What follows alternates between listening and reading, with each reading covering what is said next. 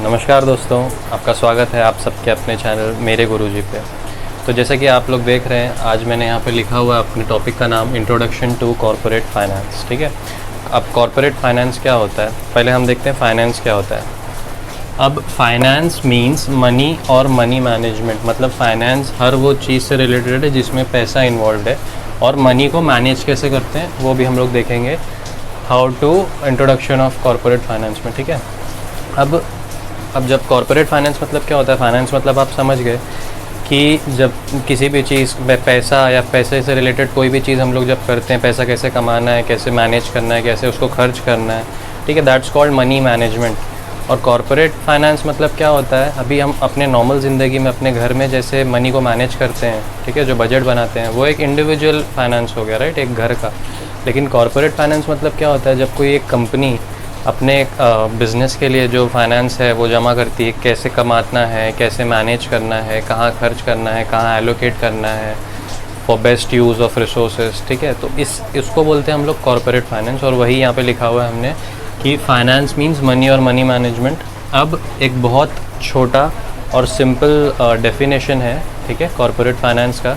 किसने दिया ये? हेनरी फोर्ड ने। ठीक है, तो ये सबसे छोटा इसलिए है क्योंकि आप याद भी रख सकते हो और अपने एग्ज़ाम में लिख भी सकते हो, आपके टेक्स्ट बुक में भी ये दिया होगा, आप चेक कर सकते हो। ठीक है, अब उन्होंने क्या बोला है, हेनरी फोर्ड ने क्या बोला है, मनी इज़ एन आर्म और लेग, यूज़ इट और लूज़ इट। मतलब मनी क्या है, मनी एक हाथ के जैसा है और एक पैर के जैसा है।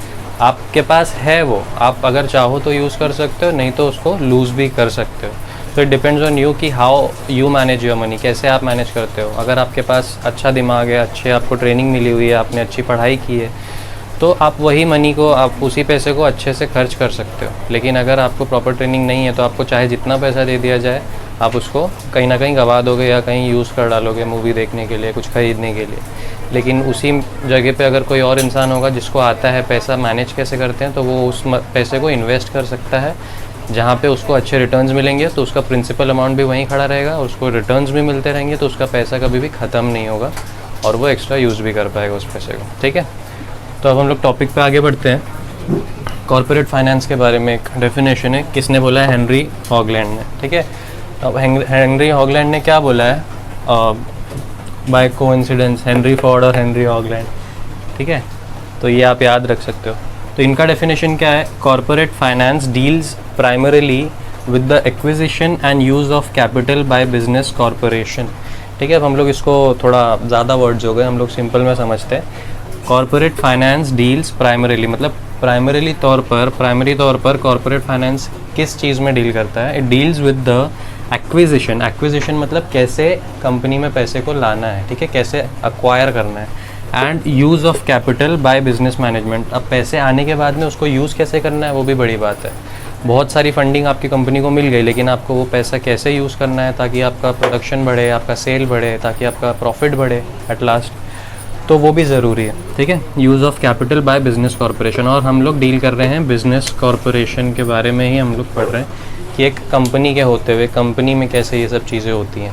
तो फ्रेंड्स, देखते हैं अब हम लोग इम्पॉर्टेंस ऑफ कॉर्पोरेट फाइनेंस। ठीक है, हमने जाना कि कॉर्पोरेट फाइनेंस क्या होता है, क्यों होता है, लेकिन अब उसका इम्पॉर्टेंस हम लोग देखते हैं कि वो एक बिज़नेस ऑर्गेनाइजेशन को कॉर्पोरेट फाइनेंस कितना यूज़ होता है, किन किन जगहों पर यूज़ होता है। ठीक है, so there are 9 points. The first is helps in decision making. ठीक है, अगर आपके पास प्रॉपर पैसे हैं, आपको पता है कि मेरे पास इतने पैसे हैं, तो आप उस हिसाब से डिसीजन ले सकते हो अपने बिज़नेस के लिए कि कोई नया प्रोजेक्ट स्टार्ट करना है, या यहाँ पे मुझे इन्वेस्ट करना है, या ये चीज़ ख़राब हो गई है, ये प्रोडक्ट में चेंजेस लाने हैं। ठीक है, ये सब आप कर सकते हो। Helps in raising capital for a project, जैसा कि मैंने आपको बोला, अगर आपके दिमाग में कोई आइडिया है, आप अपना बिजनेस डाइवर्सिफाई करना चाहते हो, ठीक है, एक और नया प्लान आपके पास दिमाग में है जो आप एग्जीक्यूट करना चाहते हो, तो वो प्रोजेक्ट में आप पैसे डाल सकते हो कॉर्पोरेट फाइनेंस के तौर पे। फाइनेंस आप लेके कहीं से वो प्रोजेक्ट में पैसे डाल सकते हो। Helps in research and development, अगर आपका कोई प्रोडक्ट है, ठीक है, तो आप बैठ तो नहीं सकते कि मैंने ये प्रोडक्ट लॉन्च कर दिया, मार्केट चेंज होता रहता है, लोगों की थिंकिंग चेंज होती रहती है, कस्टमर बिहेवियर चेंज होता रहता है। तो आपका जो प्रोडक्ट है उस पर आपको रेगुलर रिसर्च करना पड़ता है और डेवलपमेंट करते रहना पड़ता है, ताकि आपके प्रोडक्ट जो है वो मार्केट में बिकते रहें और कस्टमर्स उसको यूज़ करते रहें, जिससे आपको प्रॉफिट मिलता है।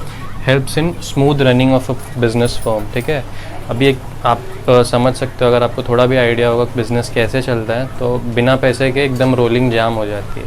ठीक है, तो इसके लिए लोगों को सैलरी देना है, गवर्नमेंट को टैक्स देना है, फिर उसके बाद में जो भी खर्चे हैं, लाइट बिल्स हैं, यूटिलिटी एक्सपेंसेस हैं, वो सब खर्चे भी तो भरने होते हैं। तो वो सब अगर आप नहीं भरेंगे तो स्मूथ फंक्शनिंग नहीं होती है। तो इसलिए स्मूथ फंक्शनिंग के लिए ज़रूरी है कि एक अच्छा कॉरपोरेट फाइनेंस हो किसी भी कंपनी के पास।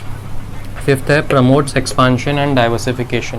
एक्सपांशन मतलब समझ लो आपके अभी 2 स्टोर्स चल रहे हैं, आपको अब 2 स्टोर्स पे बहुत ज़्यादा कस्टमर्स हैं, आप उनको अब सर्व नहीं कर पा रहे हो, तो अब आपने दिमाग में प्लान लाया है कि आपको एक तीसरा स्टोर खोलना है। ठीक है, वो तीसरा स्टोर जब आप खोलोगे तो आपके कस्टमर्स जो ऑफिस जा रहे थे अब वो वहाँ पे भी आ पाएंगे, आप उनको अलग अलग तरह के प्रोडक्ट्स बेच सकते हो और आपको प्रॉफिट भी ज़्यादा मिलेगा। That's called expansion and diversification. ठीक है, मैनेजिंग रिस्क। अब एक बिज़नेस में रिस्क भी बहुत होते हैं। रिस्क कैसे हो सकते हैं? लॉस के रिस्क हो सकते हैं। ठीक है, समझ लो किसी के फैक्ट्री में आग लग गई, वो रिस्क हो सकता है। काफ़ी सारी ऐसी चीज़ें होती हैं जो अनएक्सपेक्टेडली हो जाता है बिज़नेस में। एक बिज़नेसमैन को उसके लिए रेडी रहना पड़ता है। ठीक है, और दूसरा उसके बाद है रिप्लेस ओल्ड एसेट्स। पुराने एसेट्स हैं, ख़राब हो गए, पुरानी मशीन्स हैं, ख़राब हो गई हैं। ठीक है, अब वो आपके किसी काम की नहीं है, तो आप उसी से काम नहीं करवाते रह सकते, आपको नए उसको रिप्लेस करना पड़ेगा, उसके लिए काम आता है पैसा। Payment of dividend and interest.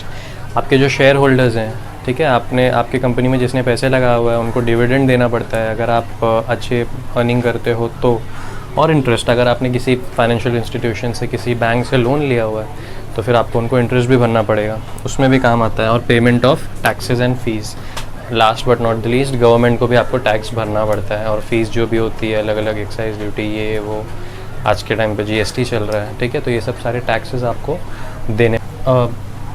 Corporate finance तो हम लोग ने देख लिया, कहाँ यूज़ होता है, क्यों यूज़ होता है, वो भी देख लिया। अब हम लोग देखते हैं कि कैपिटल कितने टाइप के होते हैं। ठीक है, आपको पता ही होगा 2 टाइप के कैपिटल्स होते हैं, एक होता है फिक्स्ड कैपिटल, दूसरा होता है वर्किंग कैपिटल। ठीक है, अब जैसा कि इसका नाम सजेस्ट कर रहा है फिक्स्ड कैपिटल, फिक्स्ड कैपिटल के मैंने कुछ पॉइंट्स लिखे हैं दोनों के कि कहाँ यूज़ होता है। ठीक है, ताकि आपको जल्दी से याद हो जाए।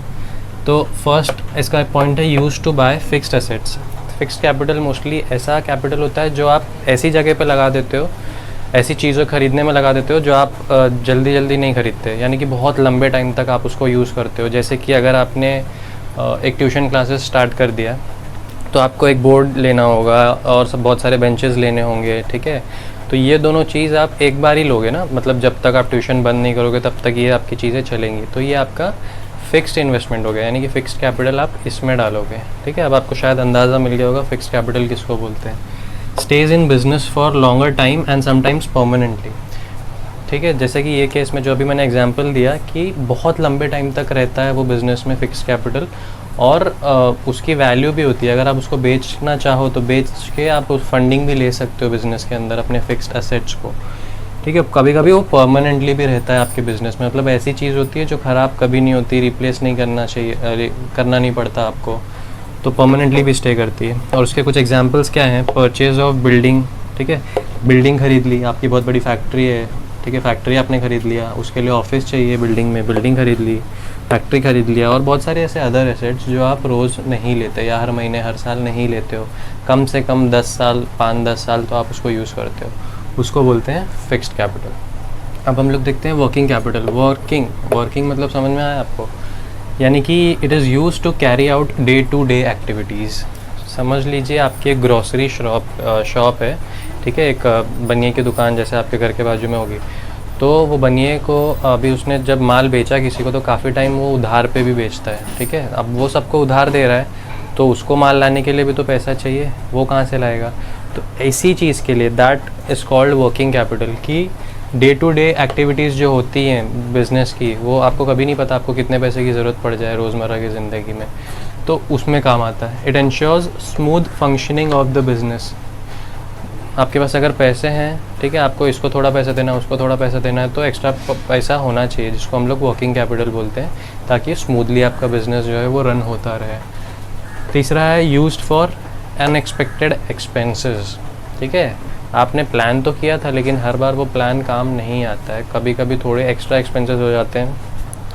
समझ लो लाइट का बिल आपने सोचा था कि 3,000 रुपये आएगा, लेकिन अगर वो 5,000 आ जाता है या 4,000 आ जाते हैं तो वो एक्स्ट्रा पैसे आपके पास होने चाहिए, जिसको हम लोग वर्किंग कैपिटल बोलते हैं। ठीक है, लास्ट है used in case debtors don't pay soon. ठीक है, जो मैंने आपको फर्स्ट एग्जांपल दिया था कि आपने जिसको उधार पे दिया है वो आपके डेटर्स हैं। ठीक है, आपने उनको उधार पे दिया है, वो जल्दी पे नहीं कर रहे हैं, तो उनका जो गैप बन गया है आपके मतलब उनका जो आपको जो पैसा लेना है वो तो कवर करना पड़ेगा ना आपको अपने पॉकेट से डाल के, तब तक के लिए जब तक वो नहीं दे रहे, तो उस केस में वर्किंग कैपिटल काम आता है।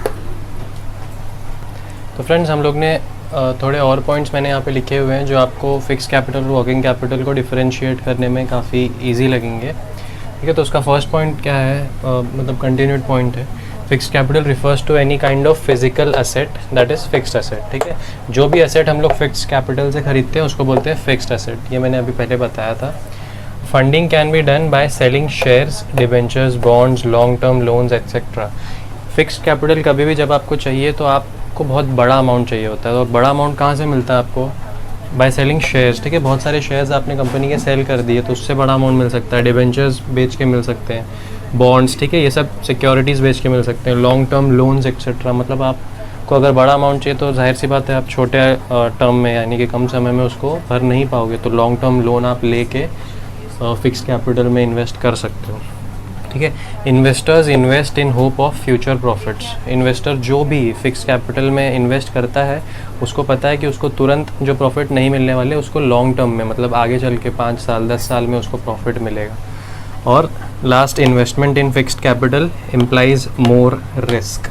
जैसे कि मैंने बोला लॉन्ग टर्म, मतलब अगर आपने इन्वेस्ट किया किसी कंपनी में फिक्स्ड कैपिटल में तो काफ़ी लंबे टाइम में आपको प्रॉफिट मिलेगा, और आप श्योर नहीं 100% हो सकते कि वो प्रॉफिट आपको मिलेगा भी या नहीं मिलेगा। हो सकता है वो कंपनी भाग जाए, तो ज़्यादा रिस्क है उसमें। बट वर्किंग कैपिटल में उसका उल्टा है, it keeps circulating and it's not fixed. Circulating capital मतलब रोज़मर्रा की ज़िंदगी में जो बिज़नेस के रोलिंग में जो काम आता है ना, उसको बोलते हैं वर्किंग कैपिटल, और वो फिक्स नहीं है, कभी कम कभी ज़्यादा।